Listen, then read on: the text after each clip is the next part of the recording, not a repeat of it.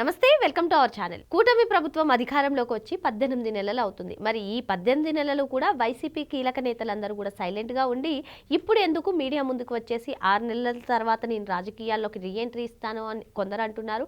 Even మేము అధికారంలో లేకపోయినా సరే కూటమి ప్రభుత్వానికి ముచ్చెమటలు పట్టిస్తున్నామని మరికొందరు అంటున్నారు. మరి ఇంతకీ ఆంధ్రప్రదేశ్లో ఏం జరుగుతుంది తెలుసుకునే ప్రయత్నం చేద్దాం. దీన్ని విశ్లేషించడానికి మనతో పాటుగా ఉన్నారు టీడీపీ యాక్టివిస్ట్ శశి గారు. నమస్తే అండి. నమస్తే. ఏంటి సార్, మీరు అధికారంలో ఉన్నప్పటికీ కూడా అసలు వైసీపీ వాళ్ళని చూస్తే ముచ్చెమటలు పడుతున్నాయి అంటూ కొందరు చెప్తూ ఉన్నారు. అనిల్ కుమార్ యాదవ్ చాలా రోజుల తర్వాత మీడియా ముందుకు వచ్చేసి కూటమి ప్రభుత్వాన్ని మేము బెంబేలెత్తిస్తున్నాం అన్నట్టుగా మాట్లాడుతున్నారు. ఏంటి అసలు ఆంధ్రప్రదేశ్లో ఏం జరుగుతుంది? ఆ అనిల్ అనే వ్యక్తి మాటలు ఎక్కువ, అరుపులు ఎక్కువ, పని తక్కువ, ఆలోచన తక్కువ. ఎందుకంటానంటే ఈ మాట, గతంలో నువ్వు చేసిన ఛాలెంజ్లు ఏమైనాయి? రాజకీయ సన్యాసం ఉన్నావు, ఇదేనా రాజకీయ సన్యాసం అంటే? నువ్వు కూడా మాట్లాడతావు, మాట మీద నిలబడవు. నేను ఆ రోజే చెప్పా, మేము ప్రతిపక్షంలో ఉండేటప్పుడు, వాళ్ళ అధికారంలో ఉండేటప్పుడు చెప్పా, ఛాలెంజ్లు చేసి రాజశేఖర్ రెడ్డి లాగా మడమ తిప్పొద్దు, పరువు పోగొట్టుకోవద్దు. రాజశేఖర్ రెడ్డి మడమ తిప్పాడు, మాట తప్పాడు, నువ్వు కూడా అదే విధంగా చేస్తావేమో అని. ఈరోజు అట్టే మాట తప్పి మడమ తిప్పి మాట్లాడుతున్నావు. ఎవరు లెక్క చేస్తారు ఈయన మాటలు?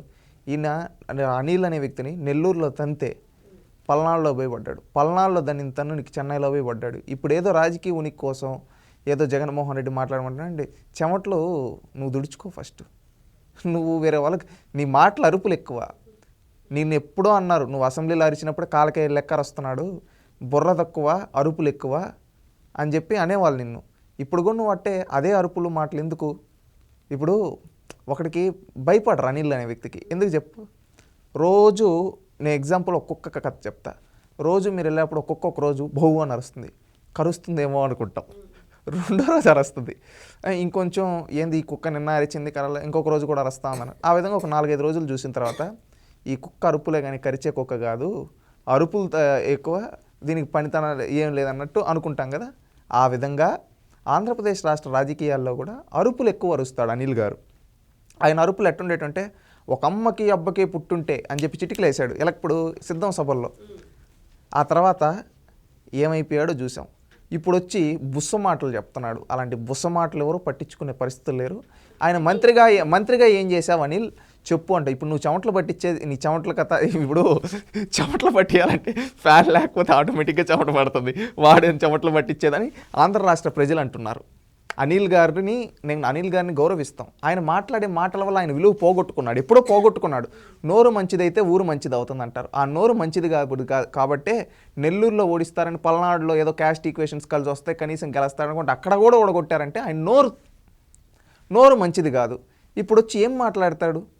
ఆయన మినిస్టర్గా చేశాడు, 1%, తొందర ఎందుకన్నా, వెయిట్ అని అరుపులు అరిచాడు. ఏమైంది? పోలవరం డయాఫ్రమ్ వాళ్ళు కూల్చిపోయి నొక్కాడు.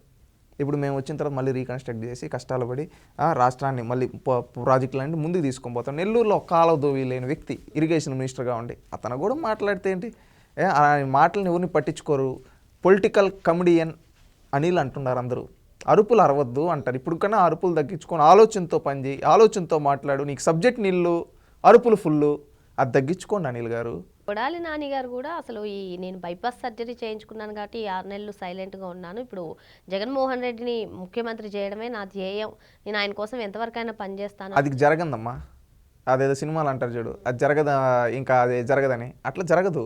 నువ్వు ఎమ్మెల్యే అవ్వడం జరగదు, ఆయన మళ్ళీ ఇంకొకసారి సీఎం అవ్వడము జరగదు. మీరు కళ్ళగంతా ఉన్నారు. నువ్వు 6 నెలల తర్వాత వచ్చేది, ఇప్పుడు నిన్ను ఎవరు ఆపారు? నిన్ను ఎవరు ఆపేసినట్టుగా నేను 6 నెలల తర్వాత మళ్ళీ నిన్ను ఎవరు ఆపారు? ఇప్పుడు ఎవరన్నా ఆపారు నిన్ను? నువ్వు తిరుక్కో. నిజంగా నీకు అంతుంటే ప్రజలు నేను తరిగి కొడతారు. గుడి వాళ్ళు తిరిగితే పోలింగ్ బూత్లో కౌంటింగ్ జరుగుతుంటే లేసి వెళ్ళిపోయిన పిరికి పంద కొడాలి నాని. మీకు తెలియదా? మాటలు అంతకుముందు ఎలా ఉన్నాయి తెలుసా?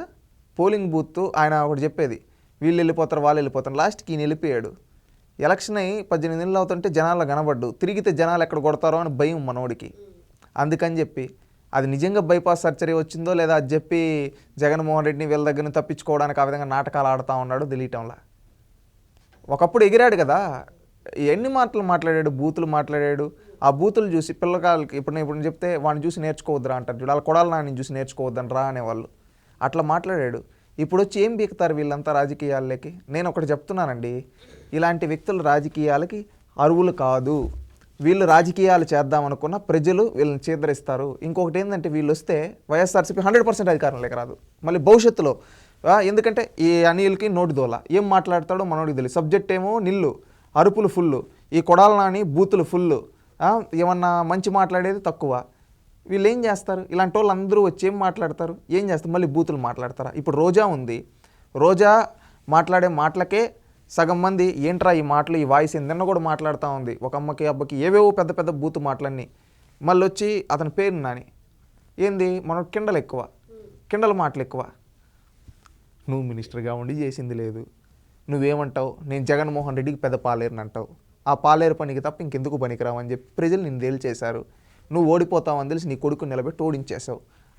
నీ కొడుకు అంటావా, అతనికి అసలు సబ్జెక్టే తెలియదు, అదేదో సగం సగం మాటలు మాట్లాడుతూ ట్రోల్ అవుతూ ఉంటాడు. అది చరిత్ర. వీళ్ళందరూ చేంజ్ చేస్తారు. ఇలాంటి వాళ్ళు రాజకీయాలకు అనర్హులు అని మేము చెప్తున్నాం, ప్రజలకు చెప్తున్నాం. ప్రజలు ఆల్రెడీ తేల్చేశారు. మళ్ళీ ఇంకో కొత్త తరం కూడా వీళ్ళని నమ్మే పరిస్థితిలో లేరు. వీళ్ళు ఇప్పుడు వచ్చి ఏం చేస్తారు రాజకీయాల్లో? వీళ్ళు చెమటలు పట్టేయడం కాదు, వాళ్ళకి చెమటలు పట్టకుండా ఉంటే జాగ్రత్తగా ఉండమండి. ఎందుకంటే రోడ్లపైకి వస్తే జనాలు రాళ్లతో కొడతారు. వీళ్ళు చెమటలు పడదామని అనుకున్నా చెమటలు ఇప్పుడు కరెంటు ఫుల్గానే ఇస్తూ ఉన్నారు. గతంలో కరెంటు కోతలు ఏమి లేవు. అది కూడా తెలుసుకోమనండి వీళ్ళని. ఇంకొకటి ఏంటంటే నేను చెప్పేది క్లారిటీగా అండి, కొడాల నాని కావచ్చు, ఈ అనిల్ కావచ్చు, ఇంకొక బోరుగడ్డ అనిల్ కావచ్చు, ఈ వల్లభనేని వంశీ కావచ్చు, వీళ్ళంతా రాజకీయాలకు అనర్హులు. ఇలాంటి వ్యక్తులు రాజకీయాల్లో ఉండకూడదని ప్రజలు తేల్చేశారు. రేపు భవిష్యత్తులో కూడా వీళ్ళకి అవకాశం మీరు. ఈరోజు చూడండి, మీరు శాసనసభ్యులు చదువుకున్న వాళ్ళు ఉన్నారు. ఈరోజు అసెంబ్లీలో ఒక పాలకపక్షమే ఉన్నా దేని గురించి మాట్లాడుతున్నారు? పాలకపక్షమే ప్రతిపక్షమై ప్రజా సమస్యల కోసం పోరాడుతూ ప్రజా సమస్యలకి ఒక జవాబుదారీతనంగా ఈరోజు నిలబడి చెప్తూ ఉన్నారు. ఏం కావాలి, ఎక్కడ ఏం చేస్తున్నాం అనేది ఒక జవాబుదారీతనంతో ఈ ప్రభుత్వం పనిచేస్తుంది. ఎంపీలు కావచ్చు, ఎమ్మెల్యేలు కావచ్చు, మంత్రులు కావచ్చు, అందరూ జవాబుదారీతనంగా ఉన్నారు. నిరంతరం పేదల సేవలో పేదల మధ్య అని చెప్తూ ఉన్నారు. ప్రతి 3వ శనివారం స్వర్ణాంధ్ర స్వచ్ఛాంధ్ర అంటూ మన పరిసరాలకు ప్రతి వారంలో ఒకరోజు అన్నా క్యాంటీన్లో భోజనం అంటూ పేదల మధ్యలో అన్నా క్యాంటీన్ దగ్గరికి వెళ్తూ ఉన్నారు. అదేవిధంగా ప్రతిరోజు ఒక రైతన్న మీకోసం అంటూ, ఆటో డ్రైవర్ల సేవలు అంటూ, అదేవిధంగా మత్స్యకారుల సేవలో అంటూ, ఈ విధంగా ఇన్ని కార్యక్రమాలు చేస్తూ ఉన్నాం. వైసీపీ చేస్తున్నటువంటి ఫేక్ ప్రచారాలకు చెక్ పెట్టలేకపోతున్నారు అనే విమర్శలు ఎప్పటి నుంచో వస్తుంది. ఒకటండి, వాళ్ళు విష ప్రచారం, దాన్ని నిజమే అది ఫేక్ అని చెప్పి మేము చెప్తున్నాం ఆల్రెడీ. మీరు ఎక్కడికంటారు? ఇప్పుడు ఎగ్జాంపుల్ ఒకటి చెప్తానండి. మెడికల్ కాలేజెస్దే ఒక విధానం ఉంది. మీరు చెప్పండి, ఆ మెడికల్ కాలేజెస్ వాళ్ళు ఏమంటున్నారు? ప్రైవేట్ వాళ్ళకి ఇచ్చేస్తున్నారు అంటున్నారు. అది ప్రైవేట్ వాళ్ళకి ఇవ్వటం లేదా, అది ప్రభుత్వ కాలేజీలు. ఆ కాలేజీ పేరులో కూడా ప్రభుత్వ కళాశాల అని ఉంది అని చెప్పి క్లారిటీగా చెప్తూ ఉన్నాం. వీళ్ళేంటి, మేము పట్టిన కుందేలకి 6 కాళ్ళు 7 కాళ్ళు 8 కాళ్ళు అంటారు కదా, ఆ విధంగా మేము పట్టిన కుందేలకు 3 కాళ్ళు అన్నట్టు, 6 కాళ్ళు 7 కాళ్ళు 8 కాళ్ళు అన్నట్టు వాళ్ళ నోటికి వచ్చిన లెక్క చెప్పేసి మేము ఇన్ని అయిపోతుంది అని చెప్తూ ఉన్నారు. ఎందుకు ఈ సామెత చెప్పాల్సి వచ్చిందంటే, గతంలో కూడా పింక్ డైమండ్ అన్నారు. ఏమైంది? పింక్ డైమండ్ చూపి. కమ్మడి ESPలో 30 మందో 36 మందో అన్నావు, ఎక్కడ చూపి. అదేవిధంగా ఆ రోజు చాలా చెప్పారు, తెలుగుదేశం పార్టీ పైన ఫేక్ ప్రచారాలు చేశారు. ఇదేదో వాళ్ళ సొంత వాళ్ళకి ఇచ్చుకునేస్తున్నారు. అటు తీరా చూస్తే ఏమి లే, అన్ని విష ప్రచారాలే. ఈ రోజు కూడా పట్టిసీమ గురించి ఎగ్జాంపుల్ చెప్తా. ఒట్టిసీమ అన్నాడు. ఒట్టిసీమ అన్నాడు ఎవరు? ఈ జగన్మోహన్ రెడ్డి. ఆ తర్వాత ఆ పట్టిసీమే కృష్ణా డెల్టాకి జీవనాడి అయింది.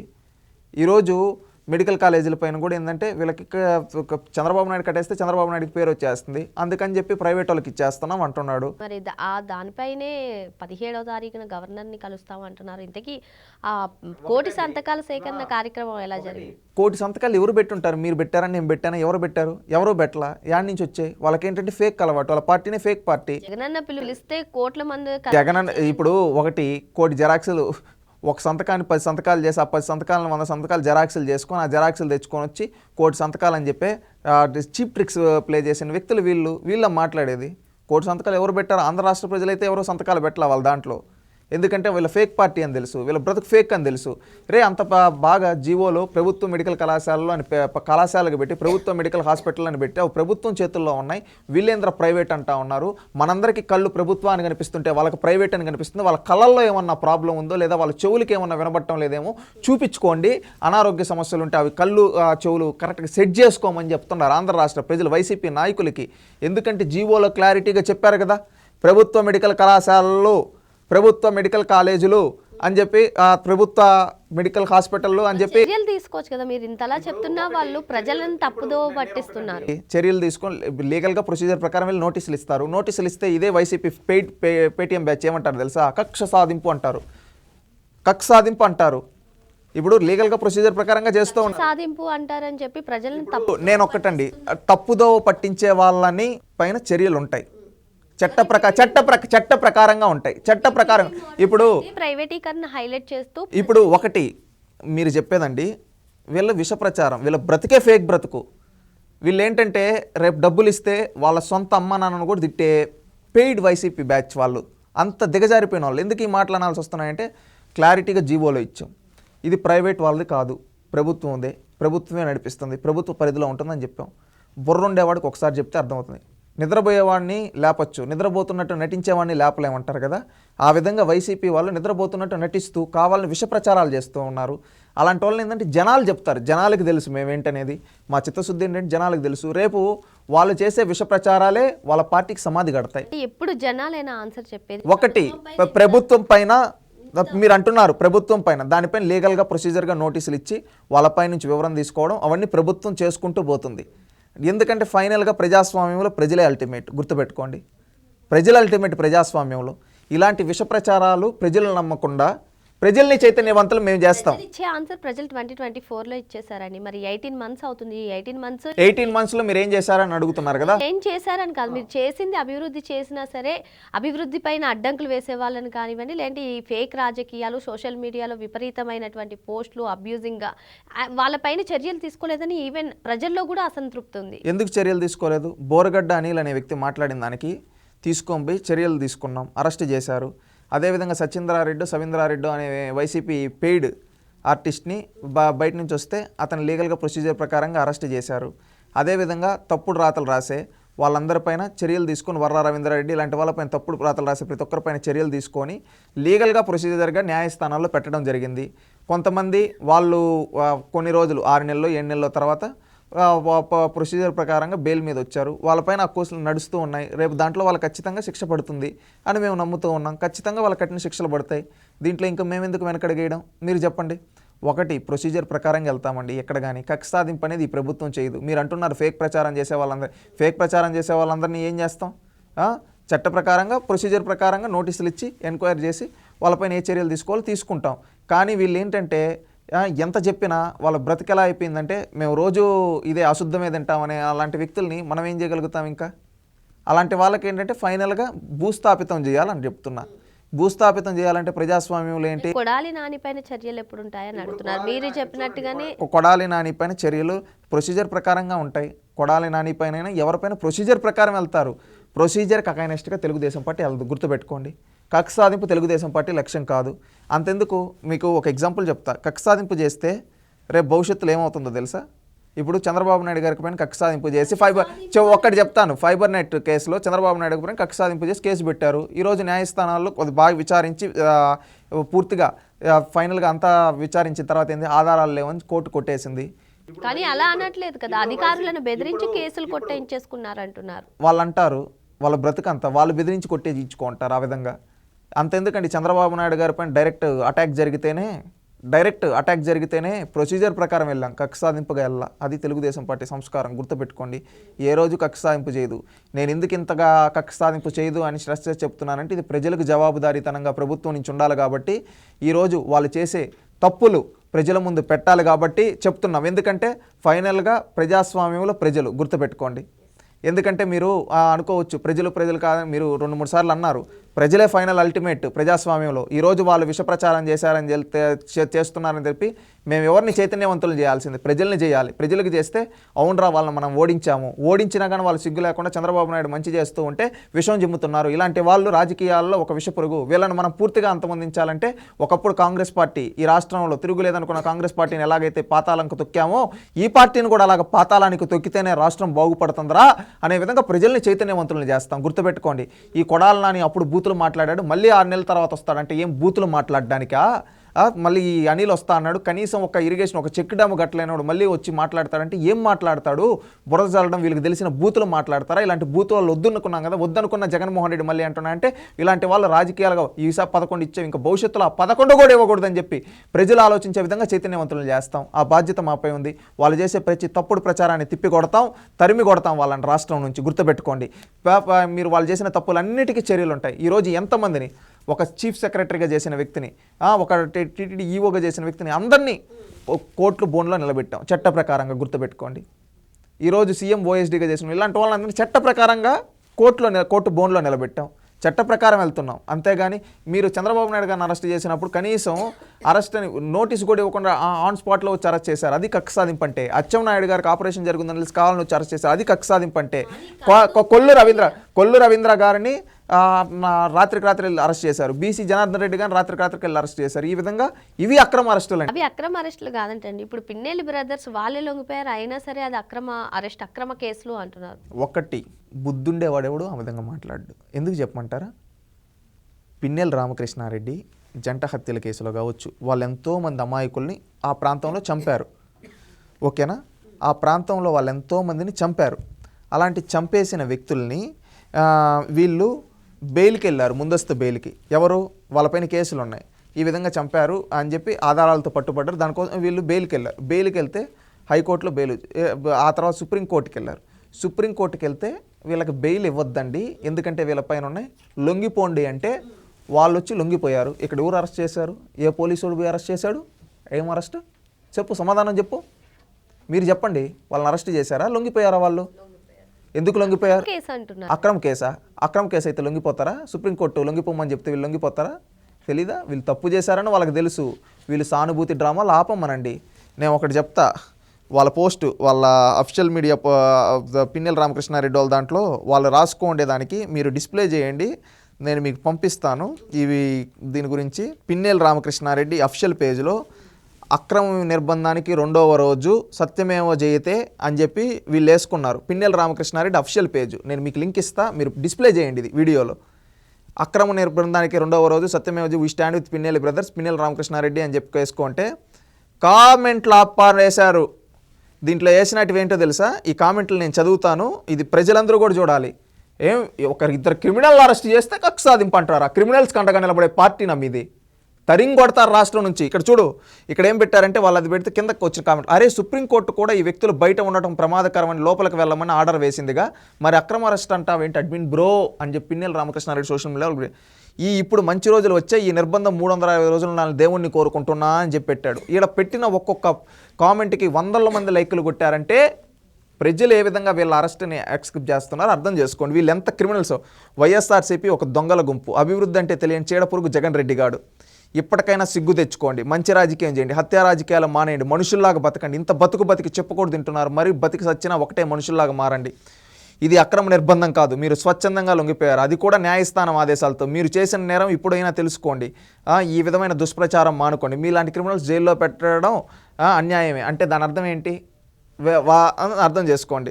వాళ్ళని ఎవరు బంధించలేదు, వాళ్ళంతా వాళ్ళు లొంగిపోయారు. అబ్బో అట్నా, ఇలాంటి వారికే సపోర్ట్ చేస్తున్నది, మీలాంటి వారికి వారి చేతుల్లోనే జరగాలని జరుగుతుంది, అప్పటికైనా మెలకు వస్తుంది అని చెప్పి ఈ విధంగా పెట్టున్నారు.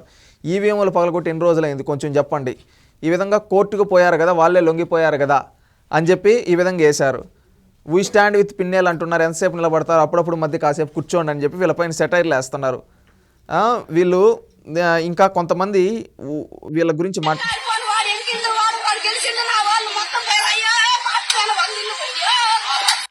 ఇదొక మహిళ భావోద్వేగంతో వీళ్ళు చంపారు చూడండి, ప్రాణాలు గొంతులు కోసారు చూడండి పిన్నెల్లి రామకృష్ణారెడ్డి అన్నదమ్ములు. ఆ ఇంట్లో ఒక ఆడబిడ్డ నా కొడుకుని నా భర్తని లేకుండా చేశారే, నన్ను రోడ్డుపై నిలబెట్టారే, ఉసురు కొట్టుకొని పోతారని చెప్పించింది ఆ రోజు ఆమె. అంటే చేసిన పాపాలకి ఈరోజు అనుభవిస్తున్నారు. ఈరోజు నేనేదో పిన్నెల్లి రామకృష్ణారెడ్డి ఇంట్లో 2 ఆడవాళ్ళు వచ్చి ఇటు పట్టుకొని వాళ్ళు ఏదో ఏడుస్తుంటే వైఎస్ఆర్సీపీ సోషల్ మీడియా వాళ్ళు సానుభూతి డ్రామాలు చూపిస్తున్నారు చూడండి. 2 భర్తని కొడుకుని కోల్పోయిన తల్లి ఆ ఆవేదన ఎలా ఉంటుంది? అలాంటి వాళ్ళు ప్రాణాలు ఎందుకు తీసావు? వాళ్ళు ఏమన్నా నీకు రాజకీయంగా ప్రత్యర్థుల? పిన్నెల్లి రామకృష్ణారెడ్డి కాదు కదా, సామాన్యులు కదా. వాళ్ళేదో వాళ్ళ సానుభూతితో వాళ్ళ ఒక పార్టీని పెట్టుకుంటే అలాంటి వాళ్ళని మాకు జయగుట్టని చెప్పి గొంతులు కోసి చంపించారు కదా. ఆ పాపం ఊరికే పోతుందా? అంతమందిని గొంతులు కోసినప్పుడు వైసీపీలో ఈరోజు we stand with Pinnelli brothers అంటున్నారు కదా. ఆ రోజు గొంతులు కోసేప్పుడు పిన్నెల్లి రామకృష్ణారెడ్డి గారు ఆ విధంగా గొంతులు కోయడం తప్పు, ప్రాణాలు తీయడం తప్పని ఎందుకు మాట్లాడలేదు? ఆ రోజు లేవన్నోళ్ళు ఈరోజు ఎందుకు వేస్తున్నాయి? ఒక క్రిమినల్ అరెస్ట్ చేస్తే ప్రజలందరూ ఆలోచించాలి. ఇది పేద ప్రజలకి పెత్తందారుడికి జరిగిన యుద్ధం. దీంట్లో న్యాయస్థానం, దేశ అత్యున్నత న్యాయస్థానం ఇలాంటి క్రిమినల్స్ బయట ఉండకూడదు, లోపల ఉండాలి అని చెప్పి లోపల పెట్టి వీళ్ళు లొంగిపోయారు అంతే. ఇక్కడ ఎవరు అక్రమ అరెస్టులు చేయలా, అక్రమంగా చేయలా. గుర్తుపెట్టుకోండి, ఇలాంటి క్రిమినల్స్, ఇలాంటి వాళ్ళకి ఇప్పుడు శ్యామల గారు వచ్చి పిన్నెల రామ్ అక్రమ అరెస్ట్ అంటారు. ఏం డ్రామాలు ఆడుతున్నావా? చెప్పండి అమ్మా, నువ్వు ఒక మహిళవి, ఒక భర్తని చంపేసి వాళ్ళ కొడుకుని చంపేసి రోడ్డు పైన వదిలేస్తే ఆ ఆడబిడ్డ పరిస్థితి ఏంటి? ఎందుకు చంపాల్సి వచ్చింది? మీ రాజకీయ అవసరాల కోసం. అలాంటి చంపేసిన క్రిమినల్కి నువ్వు అండగా నిలబడుతున్నావు. ఏం మెసేజ్ ఇస్తున్నావు? నువ్వు క్రిమినల్స్ వైపా, పెత్తందారుల వైపా? సమాధానం చెప్పు. వాళ్ళేం స్వాతంత్ర పోరాటం చేసేలా, పేదవాళ్ళు, బడుగు బలహీన వర్గాలు, బీసీలు, ఎస్సీలు, ఎస్టీలు, మైనారిటీల ప్రాణాలు తీసిన ఒక క్రిమినల్కి మీరు అండగా నిలబడుతున్నారు. అర్థం చేసుకోండి. ఇప్పుడు పిన్నెల రామకృష్ణారెడ్డి అంటే నాకు వ్యక్తిగతంగా ఎలాంటి ఇది లేదు, కానీ వాళ్ళు ఎంతమంది ఉసురు, ఎంతమంది ప్రాణాలు తీయించారు, ఎంతమందిని వేధించారు. వాళ్ళ ఉసురు ఊరికే పోతుందా? యవపాసమై మెడకు చుట్టుకుంది.